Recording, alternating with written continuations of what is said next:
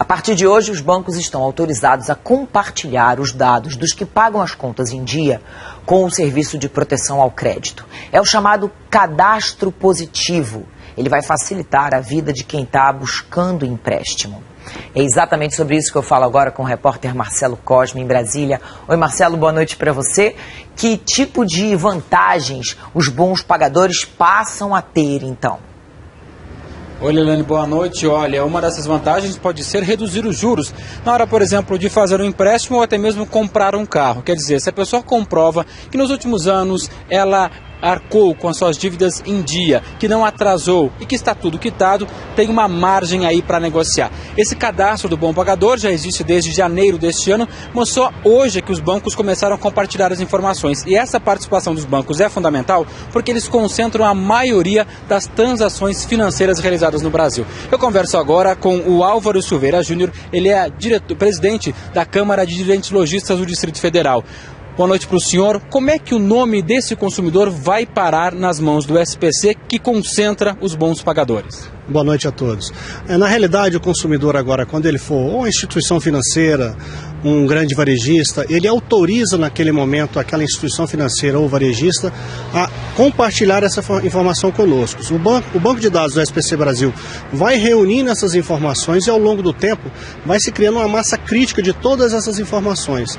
E daqui a um tempo, quanto mais tempo passar, mais fidedigno fica esse banco, onde o consumidor terá grandes vantagens, porque o lojista, quem for dar crédito, vai ter informação de qual o volume de crédito que essa pessoa habitualmente toma, a quantidade, como é que ela faz os pagamentos, a qualidade. Então isso vai criando um conforto para quem dá crédito, para que dê um crédito de melhor qualidade para aquele que sempre honrou em dia seus compromissos. Mas o consumidor ele precisa fazer isso em cada instituição. Vou no banco, faço um empréstimo e autorizo a avisar o SPC Serasa. Vou no banco, na loja, faço uma compra e também autorizo. Como é que isso funciona? Isso, ele precisa autorizar, porque essas informações são protegidas por lei. Então, se ele vai no banco A, ele autoriza lá. Se vai no grande varejista B, ele vai lá e autoriza. E essas informações vão sendo reunidas no SPC. Leilane, você tem uma pergunta para o nosso entrevistado? Eu queria saber o seguinte, quanto tempo assim de bons antecedentes como bom pagador a pessoa tem que ter para começar a aproveitar essas regalias? Eu acredito que quanto mais tempo passar, essa qualidade vai ficando melhor. Então, daqui uns 3, 4 anos, nós consideramos que teremos um grande banco de dados com bastante informações ao longo desse período de endividamento dos nossos clientes. Então, mas desde o primeiro ano você já começa a compartilhar. Ao tempo que vai passando, você vai tendo uma informação melhor. O consumidor também vai poder acessar, saber quantas instituições ele já autorizou e qual é o histórico dele, como é que isso vai funcionar para o controle do consumidor. Quando ele autorizar no SPC, ele vai ter um login e uma senha. Ali ele pode acompanhar a movimentação do crédito, como ele tem se comportado nos últimos tempos. Até então a gente tinha apenas o outro lado, era o mal pagador que ficava em evidência.